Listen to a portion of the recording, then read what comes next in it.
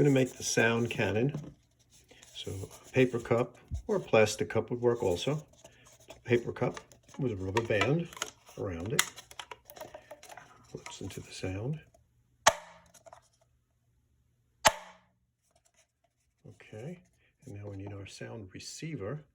The sound receiver is made from a piece of a balloon stretched over the top of this plastic cup and a rubber band to hold it securely. And then we put some salt on the top of that to see, can we get